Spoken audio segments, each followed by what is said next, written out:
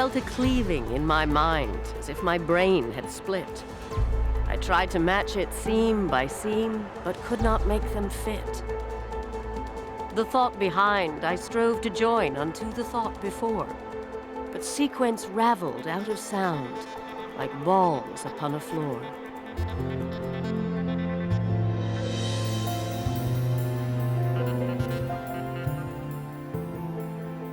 The teenage brain. By the second decade of life, the human brain is full size. It's billions of neurons all in place. But it is not yet finished. The brain is a work in progress, and adolescence is the last great time of enormous brain change and brain development. Now the drama of brain development focuses on the part of the brain that makes us uniquely human, the still maturing prefrontal cortex. The prefrontal cortex is a part of the brain that allows us to make future plans, and that's involved in such highly abstract areas as personal responsibility, morality, and self-control. This part of the brain is undergoing this major step in maturation during adolescence.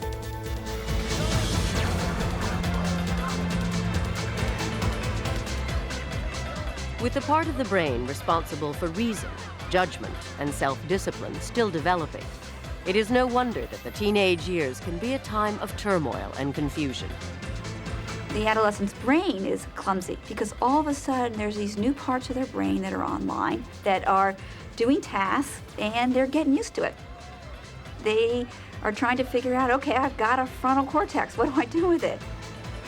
The developing teenage brain is in flux, shaping personality, behavior, even identity itself. As the brain matures, the teenager also faces special risks, from addictive drugs and alcohol that can hijack the brain to the chaos of schizophrenia that strikes most often during adolescence.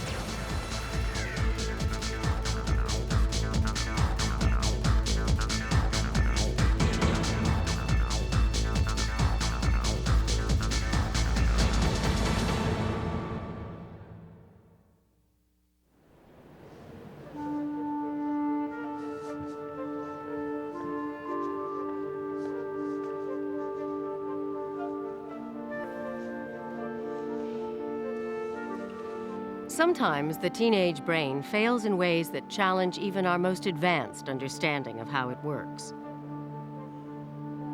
2 years ago, Courtney Hale Cook was a senior in high school when he was struck by schizophrenia, a brain disease to which adolescents are particularly vulnerable. You know, up to that point, I had spent 19 years, with virtually the same personality. And I was very accustomed to it, and I liked it. I liked being me, And all of a sudden it was taken away. He would come up to me and he would say, "Mom, you look like a really old lady today."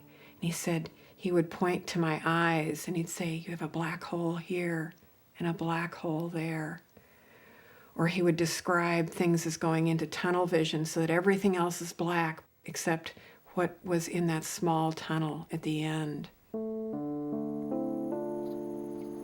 When he would open his eyes in the morning, he would see gnats, he would see sparkles, not even with the first thought of the day, just the minute the eyes were open, he would have all these visual disturbances.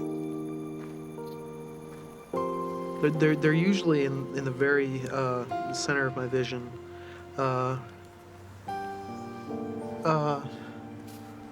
But it varies. Like now, they're kind of just wherever I see the sky.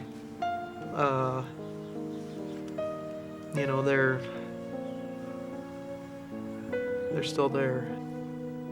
I think it took him a number of weeks to come to me and say, "Mom, I've seen this in psych class, and Mom, I'm really terrified. I'm really scared that I have schizophrenia." I felt like I was going crazy.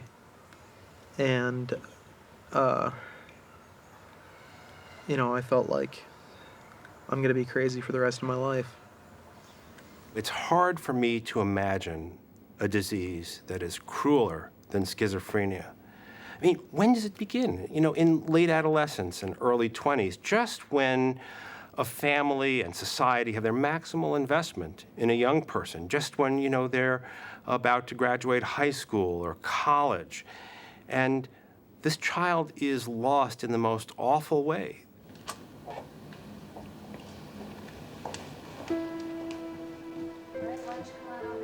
At the University of Iowa, Courtney is part of a research study that is investigating how schizophrenic brains function and malfunction. We'll put the bonnet on. Schizophrenia is as complex as the brain itself, and clues to its biology have been stubbornly elusive. Schizophrenia is definitely an enigma. It's never been possible to identify an obvious disease-related feature that distinguishes schizophrenia from all other conditions. You look at a brain of a patient with schizophrenia under a microscope, you don't see anything that would make you say, aha, this is a disorder of these cells or those cells. What has gone wrong inside the brain of someone suffering from schizophrenia? For centuries, the answer has eluded researchers. But new imaging technologies have revealed how the brain fails to function properly. Focusing attention on several different brain regions that are underperforming. Regions responsible for thinking and reasoning, memory, and emotion. The fact that so many regions are malfunctioning has led researchers to investigate a part of the brain which coordinates their operation, the prefrontal cortex. There's certainly a lot of evidence that the prefrontal cortex functions like the conductor in an orchestra, and that it maintains harmony and it makes music out of many, many disparate elements of this orchestration. And that we think that part of the problem when the frontal cortex is deficient, as it may be in schizophrenia, is that instead of music, there's noise. One of the things that happened to me was that I was constantly like stupefied, and I do have a little bit of trouble staying coherent, staying to one particular subject. You know, because my mind is somewhere else. This time I want you to tell me the color of the ink. Ignore what the word says and tell me the ink. Red, blue, brown. Okay? All right. As quickly as you can. Ready? Go. Red, blue, brown, red, green, blue, brown, brown. A poorly functioning blue, prefrontal red, cortex blue, red, makes green, thinking difficult. brown, blue, It is no surprise that many people with schizophrenia don't perform well on a series of tests designed to measure their ability to think and reason clearly. red, blue. Courtney was once a good student, but as the disease progressed, his grades began to drop, and he finally had to put off plans for college.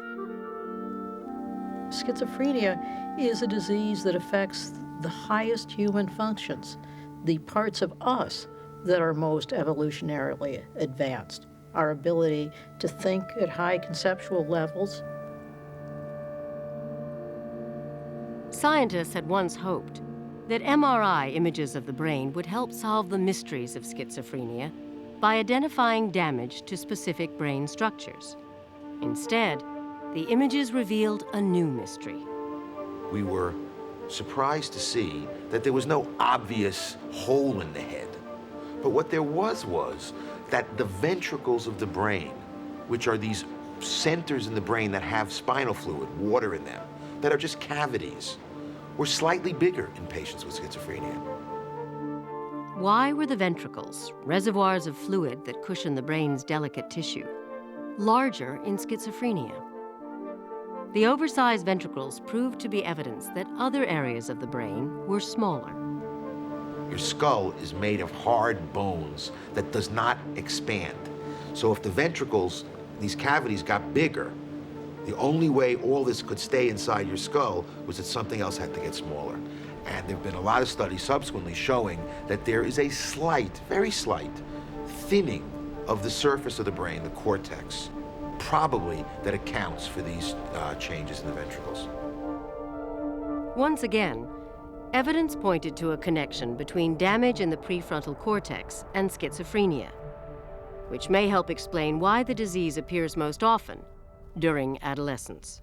How can I trust you when I know what you've done? Baby, please believe that all that is done. If I decide to go along, I promise I won't do you wrong. are you sure? Researchers are now looking more closely at developments in the normal adolescent brain for clues to what might trigger the onset of schizophrenia.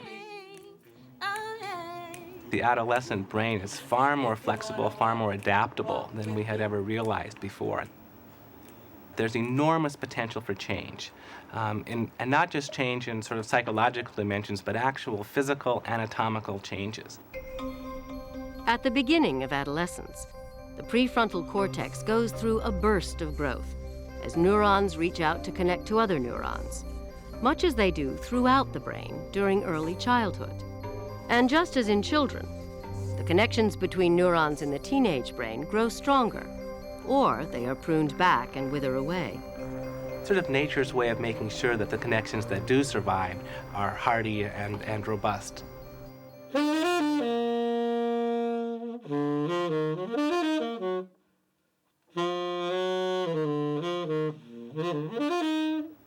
One of the ways the brain seems to try to figure out which connections to keep and which ones to eliminate or prune is based on the activities of the teen. The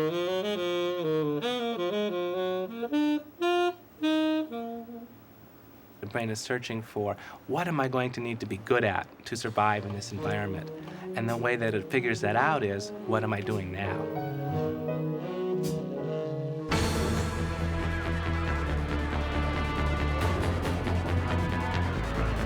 Adolescence could be characterized as a stressful time for the brain.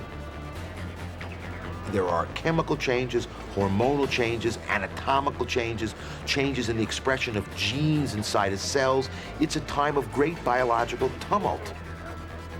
And the frontal lobe is fighting to adapt to the environment, to deal with all these inner instinctual surges.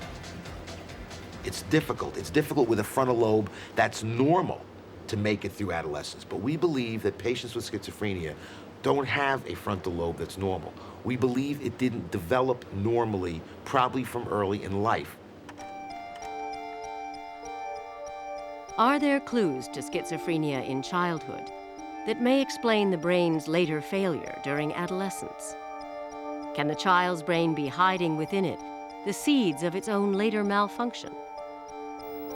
Psychologist Elaine Walker is trying to answer those questions by examining the home movies of children who later developed schizophrenia. We were looking for evidence that there was some abnormality in brain function. And of course, one of the best places to look for that in young children is in their motor development. This child only uses one hand to try to catch the ball. This child is showing some unusual posturing of his left hand, hyperextension of his fingers. Normal children develop crawling in a symmetric fashion. This is a very asymmetric crawling pattern, and that is another characteristic that we observed more often in the children who later developed schizophrenia. Walker's observations cannot be used to predict schizophrenia. Although these eccentric movements appear more frequently in children who eventually develop the disease, they can be found in normal children as well. But Walker's study is consistent with the theory that schizophrenia is caused by events in early brain development, even, perhaps, just months after conception.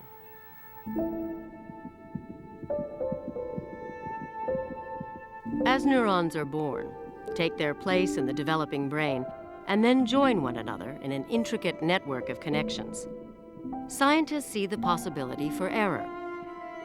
The genetic makeup of the brain itself, poor nutrition during pregnancy, or a viral infection, all may have devastating effects. Whatever the cause, scientists speculate the damage lies dormant until adolescence, when the prefrontal cortex goes through its final maturation. Schizophrenia could be a disease in which this last developmental stage is run amok, and we end up literally with the wrong connections in the brain. Courtney, we're going to bring a monitor over in front of you that you'll be viewing throughout the study. Okay.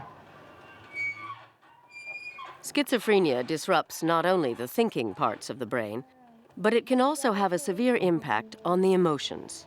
Courtney, next you'll be viewing some slides that most people find to be pleasant or positive in content. Just relax and watch. To probe the emotional regions of the brain, researchers flash a series of pictures on a screen and use advanced imaging technologies to watch the brain's response. The normal brain responds to these stimulating images by activating regions of the brain that process emotions. These same regions respond poorly in many people with schizophrenia. People with schizophrenia will very often say, I've lost the capacity to feel related to other people in the world, or even related to the world at all. It's both an intellectual emptiness and an emotional emptiness. And it's one of the factors that drives people with schizophrenia to feel like taking their lives, to feel like committing suicide, because they feel as if they've lost themselves.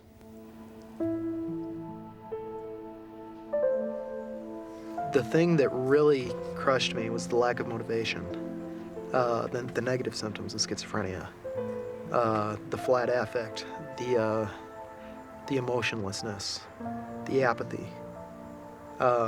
Those were the things that really got to me. He would talk frequently about not being able to feel anything. He could feel no sorrow. He could feel no joy. There was just nothing there. No sorrow, just empty. That's what he would describe, just empty and black. I didn't want to live the life that I'd been given anymore. It was so contrary to what I wanted that I didn't want it anymore. When I heard that Courtney had attempted suicide, I was not surprised. He had talked about it, he has had ideas about suicide, and he's one of those individuals that understands he has an illness and it's not likely to go away. That he hadn't succeeded was perhaps what surprised me the most, because he succeeds in most things that he's done in life up to this schizophrenia. I wrote in my suicide note that why take death seriously if the quality of life is poor? And that thought really stuck with me for a long time.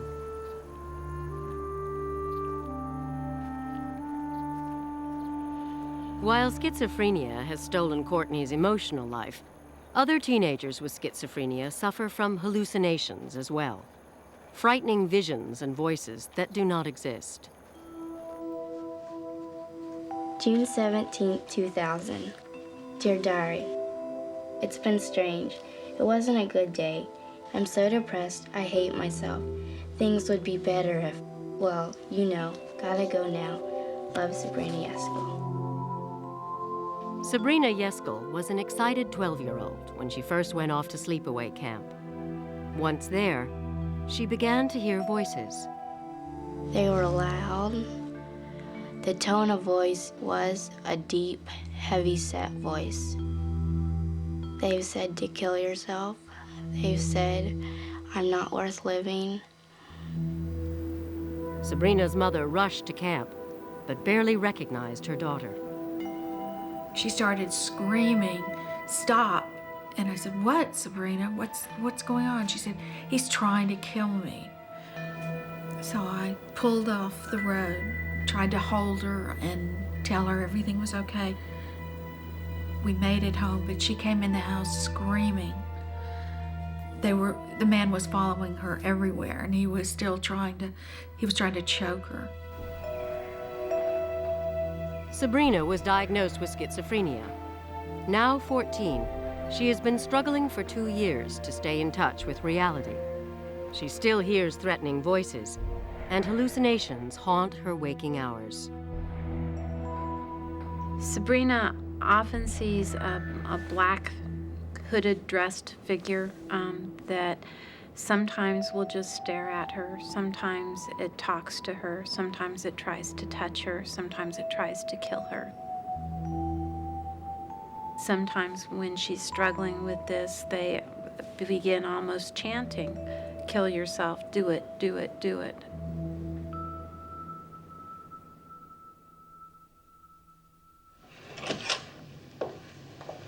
Come on in. All right. Have a seat. At the University of North Carolina, researchers are investigating how hallucinations can overwhelm the adolescent brain, and they are testing new drugs to help treat these psychotic symptoms. Could you look right at that keyhole over there? I'm going to check your eyes out, if that's okay. You just look Isaac straight Wallace ahead. began to hear voices when he first went off to college. As the voices grew more frightening and his thoughts more paranoid, he was finally hospitalized for his own protection. When Isaac walked in the hospital, he was completely wrapped up in hallucinatory experiences he was having, the voices he was hearing, the beliefs he had developed to explain the voices. Whenever I'd hear voices, I just completely block out what was in the real world and just think about what the voices were saying and talk to them. The voices that Isaac heard were disturbing because they appeared so real. Yet they were produced by his own flawed brain. When you see psychosis, you realize that we don't hear with our ears. We hear with our brain. We don't see with our eyes. We see with our brain. And so when the brain misfires, you can have experiences of hearing voices that sound just like they're coming from outside your head. In the normal brain, waves of sound falling on the ear travel as electrical and chemical pulses to the hearing part of the brain, the auditory cortex, generating a surge of signals that travel to the thinking regions of the brain where they are interpreted. Scientists believe that in psychosis, the thinking regions fail. Neurons misfire in random and chaotic ways, creating sounds that have no connection to the outside world. The result? A perception of sounds that do not exist. So when the brain misfires, when the circuitry in your brain is out of whack, it'll be just as if you're hearing the radio on. Scientists theorize that psychosis is caused in part by problems with a chemical in the brain called dopamine, one of the brain's neurotransmitters, molecules that send messages from cell to cell across a tiny gap, the synapse. In the normal brain, dopamine acts by stimulating receptors on the neuron that is its target, setting off a cascade of electrical and chemical reactions. In the psychotic brain, for reasons that scientists are still trying to understand, the levels of dopamine surge, overstimulating the receptors, wreaking havoc with the brain's ability to send clear and accurate signals. Since the 1950s, antipsychotic medications have been standard treatment for relieving psychosis. For Isaac, they have worked wonders.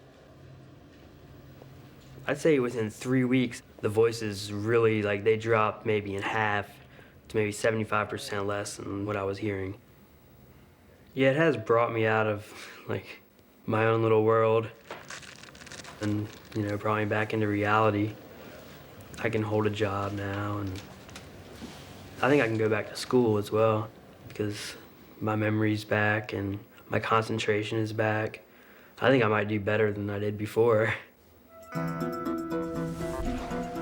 Antipsychotic medications relieve psychosis by reducing the impact of dopamine on the neuron by clogging dopamine-sensitive receptors. With diminished neuronal stimulation, psychotic symptoms lessen and often disappear. We were lucky. We found the right medicine for Isaac. And at this point, I think he's had a almost complete recovery. He's back to his old self, his old Isaac. Antipsychotic medications don't cure schizophrenia, and Isaac will need to take them for the rest of his life. But in some people, the drugs don't work at all. Schizophrenia varies from person to person, and Sabrina has a more resistant form of the disease. When Sabrina first became seriously sick 2 years ago, it seemed like we had 100 possible medicines to try, and certainly one of them would work. And yet, we discover that they haven't worked, and it's getting very scary because we don't have many left. And as a parent, it's incredibly difficult to watch your child suffer. But it's also, I see her courage, I really do. I see her fighting this every day, and I'm incredibly proud of her. I'll remember it later. That's who taught me. It was my dad, and it was... For Courtney, medications have helped him pull back from the emotional void he once faced. His thoughts of suicide have passed. He still struggles with his illness, but he is going on with his life and has recently entered college. I'd rather have lived the life that I live right now, as confusing and painful as it has been, than to have never been born at all. I think he has learned a lot about how fragile life is. I think he has learned a lot about what is really important. Every year, 300,000 Americans are diagnosed with schizophrenia. Most of them first develop symptoms in their late teens. But millions more teenagers are vulnerable to another danger.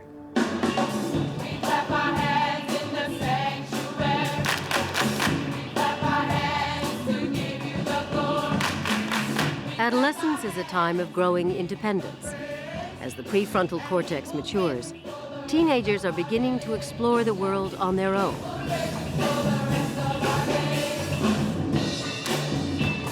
But their judgment and reasoning are still not fully developed, which makes it especially risky when they experiment with addictive drugs and alcohol. 12.5 million American teenagers suffer from serious drug abuse problems or addiction. Adolescence is a time when kids are exposed to all kinds of influences in the world, some of them terribly negative, like drugs of abuse.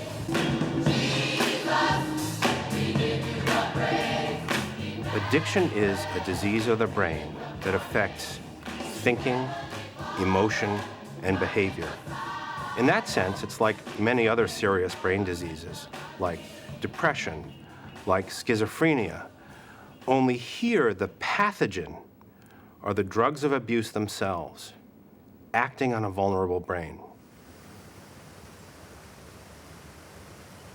I never thought that I would become an addict, or even thought about being an addict until I really started doing coke. And then it kind of dawned on me, I'm doing cocaine now. It's not just weed, it's not just alcohol, you know. This is getting worse and worse. Jessie Galatar began experimenting with alcohol when she was 11. Marijuana followed shortly after, and then an array of other addictive drugs. By 16, she was addicted to cocaine. She had to have it to function. She had to have it to get out of bed. She couldn't get out of bed without doing cocaine first. She couldn't walk into the school without having done cocaine in the parking lot. And it wasn't fun anymore. It was just, she had to do it to live. I was just like, I've got to do something right now or I'm gonna die. Because I couldn't live like that anymore. By 17, caught in a desperate obsession, Jessie checked into the Karen Foundation in eastern Pennsylvania, a residential drug rehab center. Who else in here uses pot a lot? Here, teenage addicts try to regain control over their lives that have been captured by addiction. After a while, it was like, instead of me having the control over the drugs, it was like the drugs had control over me. If I was sick, I was thinking about dope. If I was on dope, I was thinking about how I'm gonna get it again. And like, that's all I thought about all the time. One day I was sober, I didn't have anything to drink and nothing to smoke. And I realized it was the first day in a long time that I had no chemicals in my body. And it felt weird and I was irritated. And it was the worst day of my life. You know, I've been here about a week now. I'm still not recovered. I still, every single day, want to smoke. And it's been a part of my life for so long. You know, Addiction used to be viewed as simply a moral failing, a weakness of character. I just love it so much. But scientists have begun to investigate how addictive substances fundamentally change the brain, gradually taking control over motivation and desire.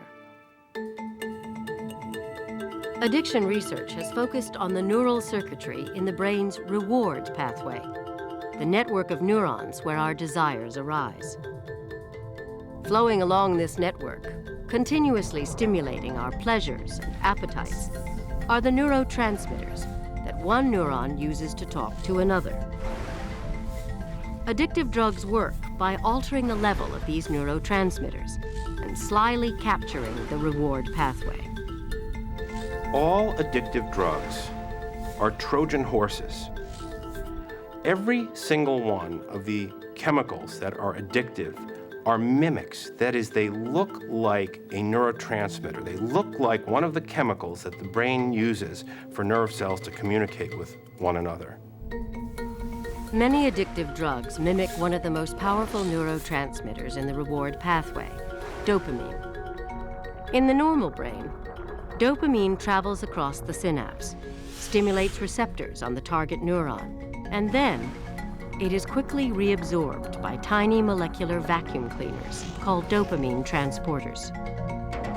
But when cocaine is abused, trillions of cocaine molecules surge into the synapses, clogging the vacuum cleaners, artificially boosting the level of dopamine in the brain, producing a cocaine high. Let's imagine a wonderful natural reward. You know, I go to a restaurant and have the best ice cream sundae I've ever had. You know, I'd have a certain amount of dopamine probably being released in my brain. But cocaine, which gets there chemically, gives your brain, gives these synapses more dopamine for a longer amount of time than it has ever experienced before. Now, with the experience of your first drug high, particularly when it's cocaine and heroin, watch what happens. The dopamine levels ascend above and beyond those experienced with orgasm, above and beyond the greatest physiologic experience we can have as men and women. I got so high, and I literally thought I was floating. I was just, going through, bumping into people and making jokes and laughing, and tears were rolling down my face. I was laughing so hard. And after doing like 3 or 4, I just kind of sit back and light a cigarette, and it would just like fill me, like completely, and like it was like taking me away from the world. Once the drugs and the alcohol are introduced into the addicted brain, the natural system is what we call down-regulated. It means that the things that are supposed to work for exercise and food and all the things that are supposed to make us feel good, they basically go into hibernation. You have a feeling of hopelessness, such that the only thing you can possibly do to have any semblance of pleasure in your life is to re-administer the drug. The first high can be exhilarating, but after repeated drug abuse, a dark side to addiction begins to take its toll. The brain responds to the repeated use of cocaine and the dopamine surging in the synapse by fighting back, cutting away receptors on the neuron that are the dopamine's target. Without the receptors, dopamine can't stimulate the neuron, and the drug high is reduced. But so is enjoyment of all normal pleasures as well. It tricks my brain, It made me think that, that I was happy, that I enjoyed my life, when in fact I really didn't. When I wasn't high, I hated my life. I remember writing diary entries like, I was in pain, but I still want to do more, and I can't stop. And I just wanted to die all the time. I didn't even want to live anymore. You know, none of these kids sat down and said, hey, I want to be a drug addict. Actually, what happened is, like lots of other adolescents, they played what turned out for them to be a game of Russian roulette. There was something about their genes, something about their temperament that made them vulnerable, so that when other kids got away, often scot-free, they got hooked. There was something different about their brains.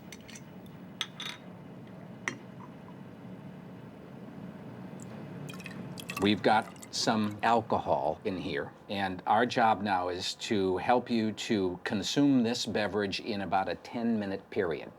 Like cocaine, alcohol is dangerously addictive. By their senior year in high school, 9.5 million American teenagers will have tried it. So, you've been watching the sports? At the San Diego Veterans Hospital, Mark Shuckett is trying to understand what makes some of these teenagers more vulnerable to alcohol than others. Oh, yeah, sure. Super. That's great.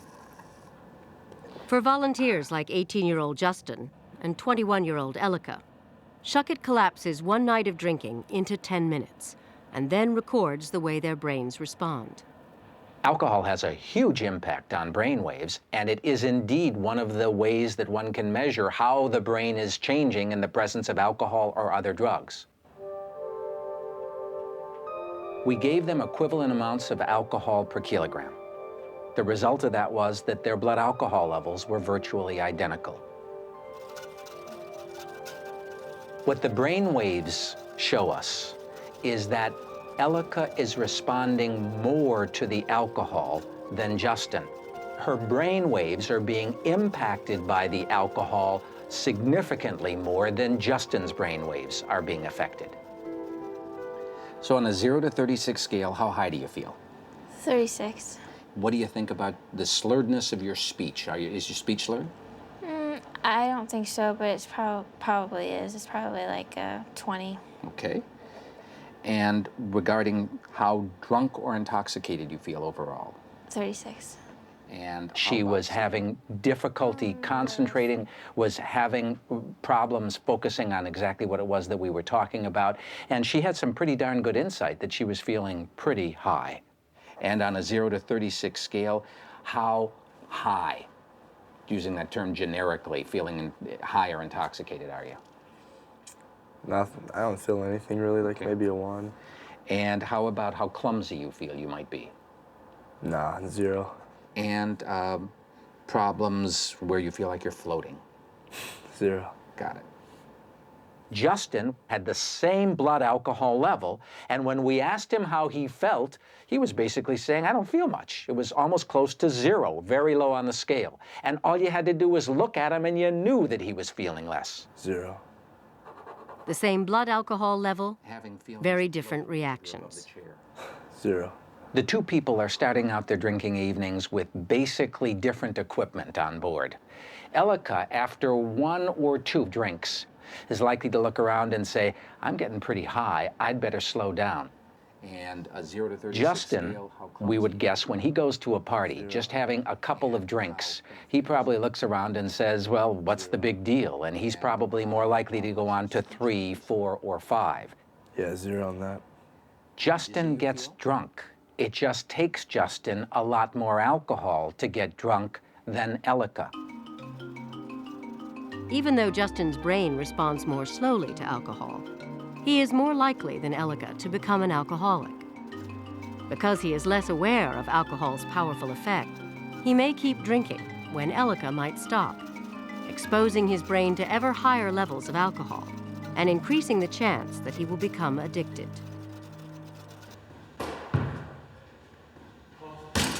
You know, I've talked to kids my age, my size, 6 beers and they're passed out. For me, 6 beers, I'm just starting to get warmed up. I can drink easily almost a case of beer to myself. You know, I have alcoholism in the family, you know, going back generations, and I'm sure that plays a major role. But it seemed like... One of the major reasons why alcohol dependence is running in families is because people inherit genes that impact on how their brains function. We found that a low response to alcohol is associated with a high risk for alcoholism regardless of your family history. But if you have both, a family history of alcoholism and a low response to alcohol, your risk is really quite large. Either 3 out of 4 or all 4 of my grandparents were alcoholics, which increases the probability of being an alcoholic. And like, it was just pretty much people who looked at me, even from when I was little, would tell me, you know, you're gonna be an alcoholic when you start drinking.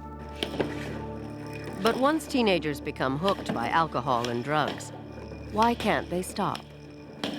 How do drugs change the brain to make recovery so difficult for many and impossible for others? Edward Coleman began using marijuana when he was 13 and quickly advanced to abusing other drugs. By 19, he was a hardened cocaine addict, living on the edge, hustling and scamming to feed his all-consuming habit. I can remember days, can't go to sleep from thinking about trying to get high. What can I do, or where can I go, or who can I rob to get money just to get high? So we just have to get you positioned in the right way so that we can comfortably get up on the table here. Dr. Anna Rose Childress has been studying drug addiction for over 2 decades. We're going to see some videos, and they could be nature videos, or scary, or sexy, or drug-related. And researchers have long observed that recovering addicts relapse most often when they return to their drug-using neighborhoods and friends. Childress wondered if it was these cues that somehow triggered an insatiable need for drugs in a brain changed by addiction. Just the reminder of drug use, just seeing these friends, seeing a crack pipe, smelling the smell, creates this overwhelming sense of need, of craving, that the world is completely out of balance till I have some cocaine.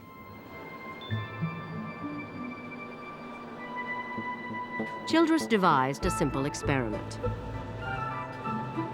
She scanned the brains of long-term cocaine addicts, but only after they'd been drug-free for 2 weeks. This would ensure that the images she captured were not cocaine's high, but more permanent changes to the brain. She showed her subjects a series of video images. First, nature scenes. Starting from blossom to blossom, their lives depend on flowers. I cook it up because that way you can see what the comeback is, all right? Then, images of explicit drug use. You can only smell it, man. Good. The 2 different videos produced very different activity in the addicts' brains. The scans during the nature video revealed very little brain activity. But when the videotape switched to drug use, the scans erupted in red, indicating intense brain activity. We could see that the brain was doing something special and something different when a person was in a state of desire than when they weren't. It was extremely exciting for us because it was the first time really in all of human history that we'd been able to peek inside the brain during desire. And these are images that were done in the PET scanner that showed... Childress had captured an image of how the brain had been fundamentally altered to produce a driving hunger for cocaine. Well, our patients describe craving as the thing that can push them to do things that they never imagined that they would do, to cross their own rules, their own values, to put their, not only their relationships in jeopardy, or their possessions, or their jobs, but their very lives. It's like being a victim of a vicious pit bull attack. Once the dog attacks you and locks onto you, he's not letting go. The only way to get him off is to kill him. And that's pretty much how I was looking at it. The only way to get out of drug addiction was to die. Despite the craving carved into his brain, Coleman was able to beat his addiction. And he did it in a way that has intrigued researchers. Coleman's legs were a casualty of a stray bullet in his drug-filled neighborhood. But this tragedy allowed him to make a surprising discovery. He was still using cocaine, but to calm his paralyzed but trembling legs, he began taking the common muscle relaxant baclofen. When he ran out of cocaine, he was surprised to find he no longer needed it. As long as I was taking the baclofen, it was blocking my mind from thinking that I needed the drugs. It was blocking that part of me that thought about it and wanted it. The baclofen appeared to be overriding the craving for cocaine etched into his brain. When Coleman reported his observations to Childress, she was intrigued by this homegrown scientific experiment. So we offered him a PET scan in our usual hummingbird video, cocaine video, with the bet that on baclofen that we wouldn't see the hot spots lighting up in these areas that are important for anticipating reward. Sure enough, look, there are no hot spots. So for you watching the nature video, your brain didn't respond very much differently when you're watching the cocaine video. His two scans are identical, so the way that he looks at the nature video, the way he looks during the cocaine video, there are no hot spots. So it's really encouraging to us that his description of how he feels, that he doesn't feel pulled and that he feels as though everything's in a manageable range, really matches up with his brain. His brain agrees. Baclofen may prove to be the first medication to actually curb the insatiable desire for cocaine, and it is now in early testing on addicts. But until medications are available to fight addiction, addicts will continue to struggle to overcome addiction on their own. Jesse and these other teenagers will spend anywhere from between 3 weeks to 3 months reclaiming their lives. And they have learned important lessons about how drugs have changed their brains.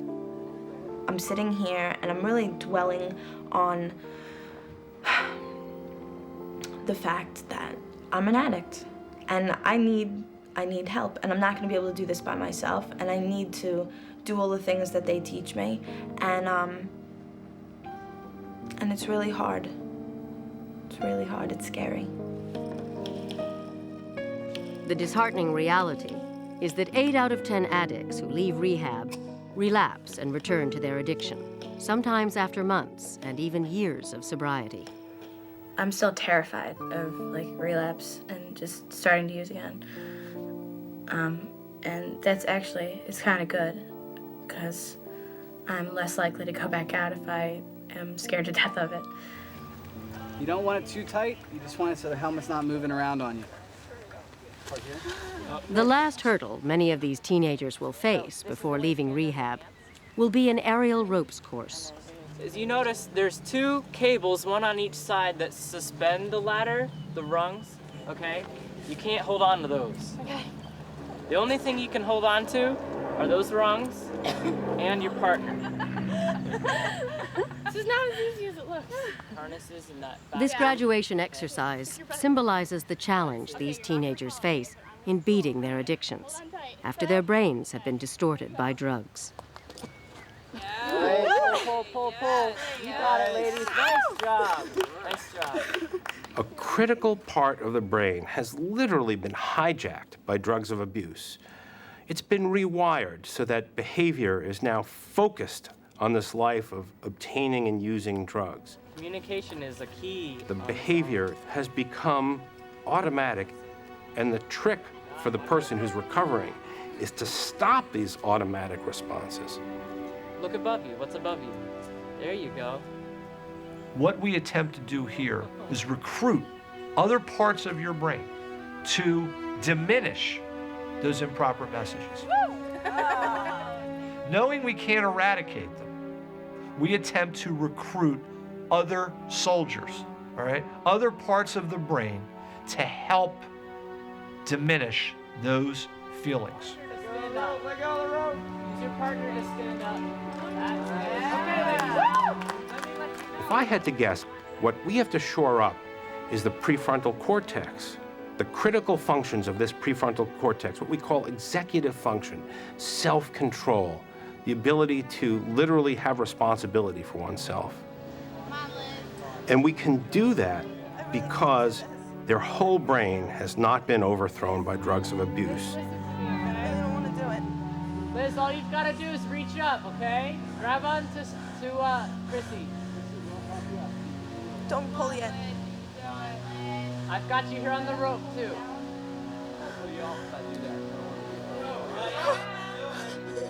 No, don't let go of my hand, Chrissy.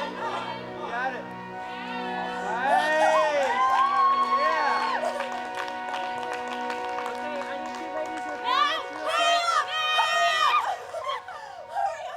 My greatest fear, which is climbing, and I worked through my greatest fear. I could do anything. I could do anything.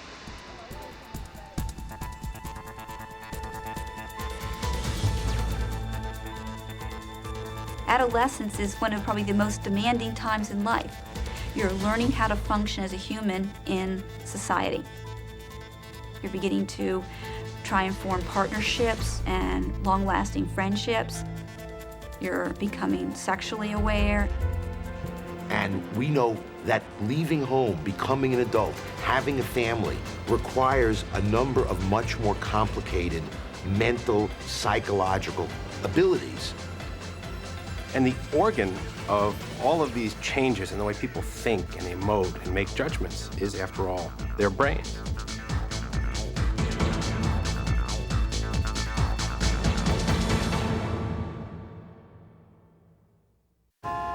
Next time on The Secret Life of the Brain. Emotions and the adult brain. Why do we have these emotions? What are they for? There's no empathy or sympathy. He just can't get that feeling. Deadness, terror, distorted time. I did not want to live. Next time, the emotional brain. Take a 3D animated tour of the brain at PBS Online. Find brain teasers, take a cognitive test, and more at pbs.org.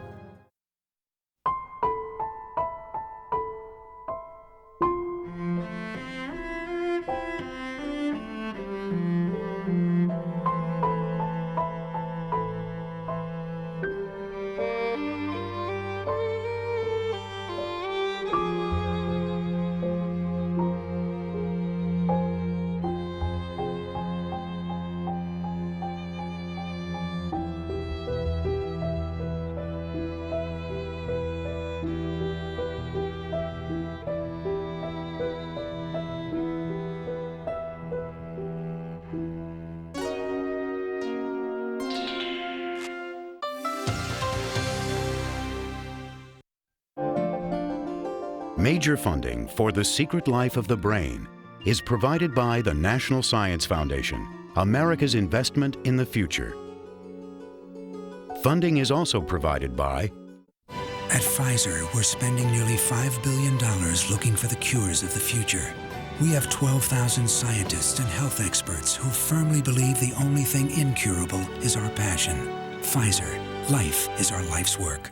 The Medtronic Foundation, on behalf of Medtronic, providing lifelong solutions for people with chronic disease. Medtronic, when life depends on medical technology.